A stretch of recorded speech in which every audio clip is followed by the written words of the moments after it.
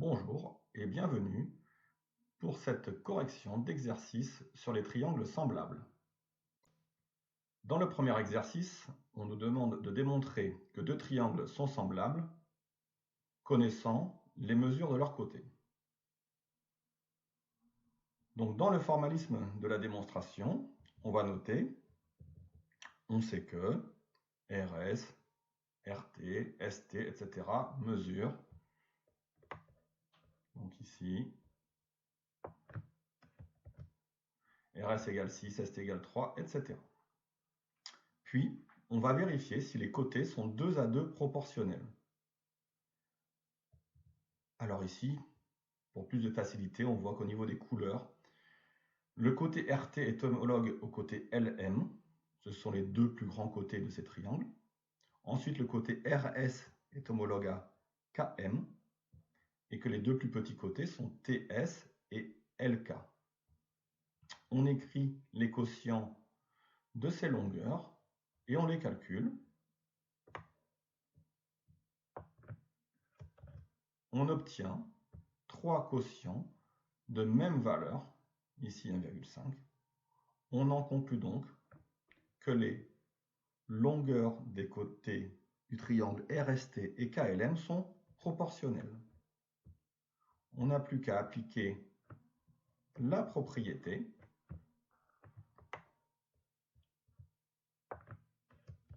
si les longueurs de deux triangles sont proportionnelles, alors ils sont semblables, et à conclure que les triangles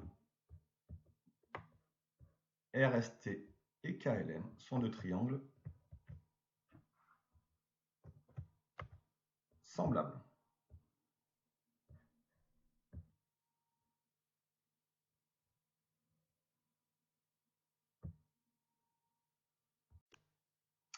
Dans ce deuxième exercice, il s'agit de déterminer la longueur manquante du triangle MNO, sachant que les deux triangles ABC et MNO sont semblables et que nous connaissons toutes les autres longueurs, autres que NO qui est à déterminer. Alors nous allons utiliser encore une fois la propriété sur la proportionnalité des mesures de longueur dans deux triangles semblables. On sait que les triangles ABC et MNO sont semblables. Or, si deux triangles sont semblables, alors les longueurs des côtés sont proportionnelles.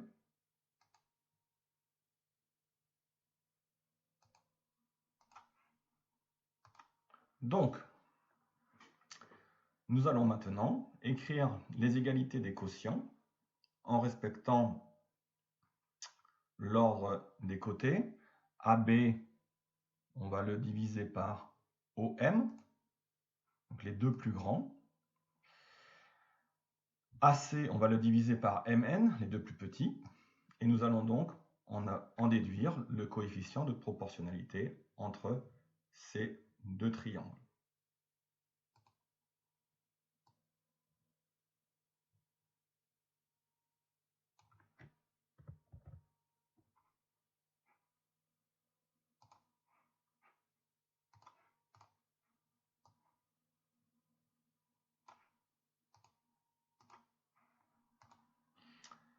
AB sur OM égale AC sur MN égale BC sur ON. Or, AB divisé par OM égale à 5 divisé par 2,5 est égal à 2. Bon, on aurait pu aussi écrire AC sur MN égale 2 divisé par 1 égale 2. Donc, on connaît maintenant le coefficient de proportionnalité entre les deux triangles. On sait que le triangle MNO est une réduction d'un facteur 2 du triangle ABC. Donc, la longueur ON sera égale à la longueur CB divisée par 2.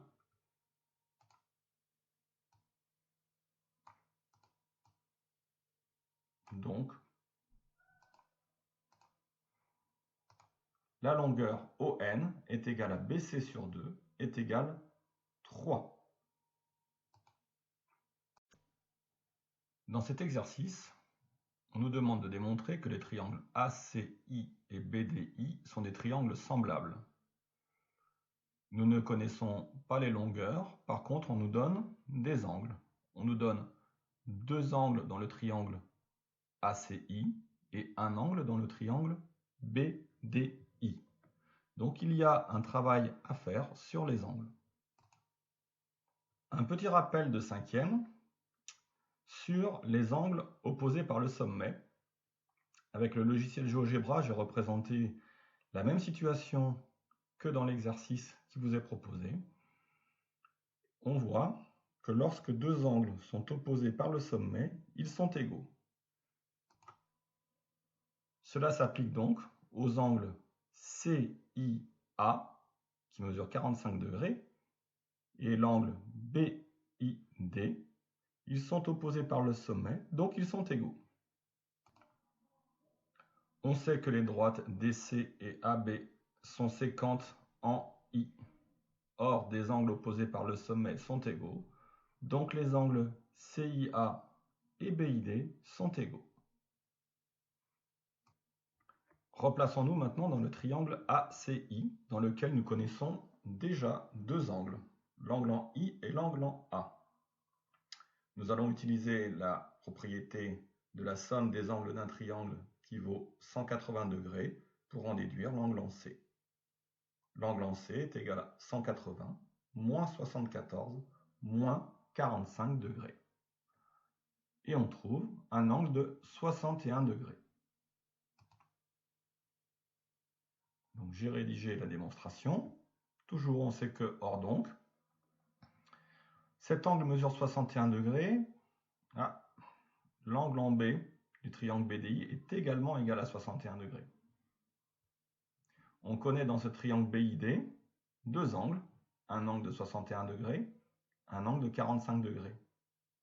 Si on applique la propriété sur la somme des angles d'un triangle, puisque nous avons les mêmes nombres, 180 moins 61 moins 45, nous allons trouver un angle ici de 74 degrés.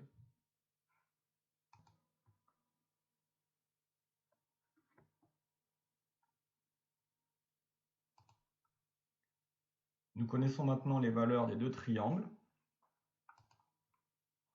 Ces deux triangles sont constitués chacun de trois angles égaux 2 à 2.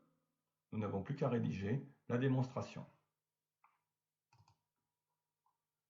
On sait que les angles sont égaux, CIA égale BID, ICA égale IBD, IAC égale BDI.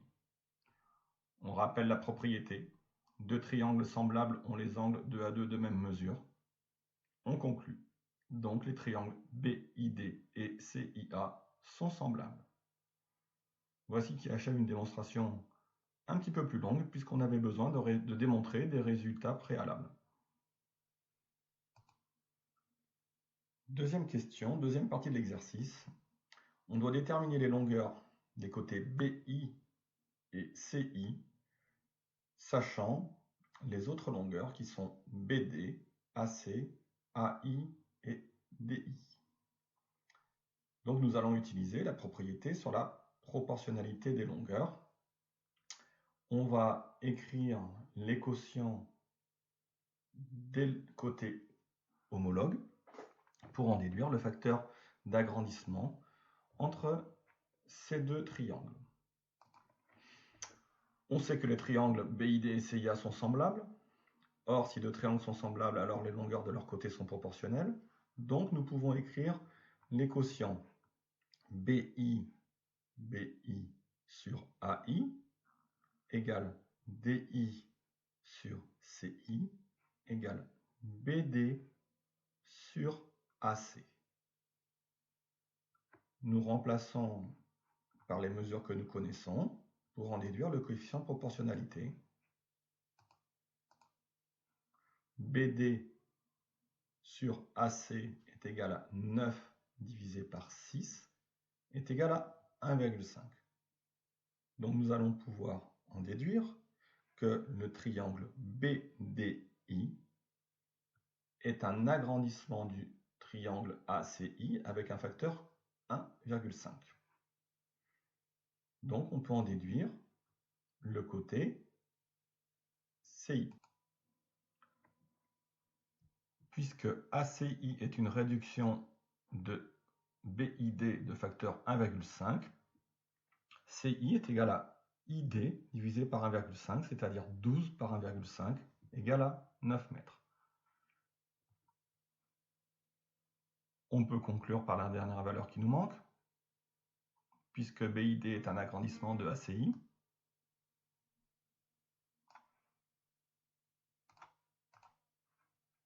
BI est égal à 1,5 fois AI, donc 1,5 fois 5 égale 7,5 mètres.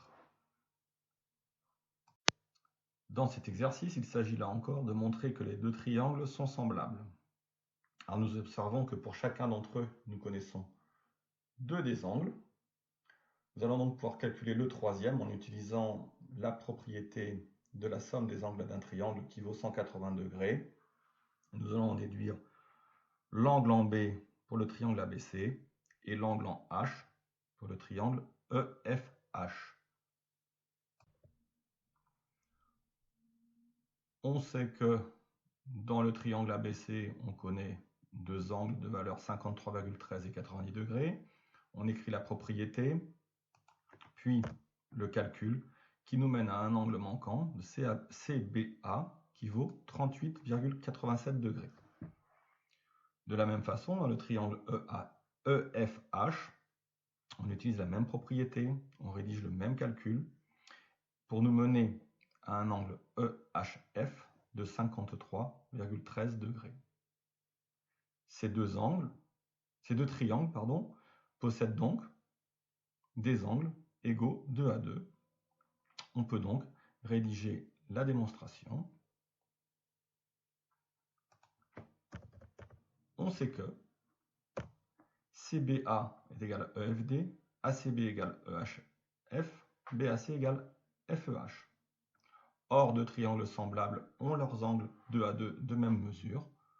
Donc, les triangles ABC et EFH sont semblables. On nous demande maintenant de déterminer la longueur BC. On observe que BC se situe dans un triangle ABC rectangle en A. Donc, nous allons utiliser le théorème de Pythagore pour déterminer la longueur BC.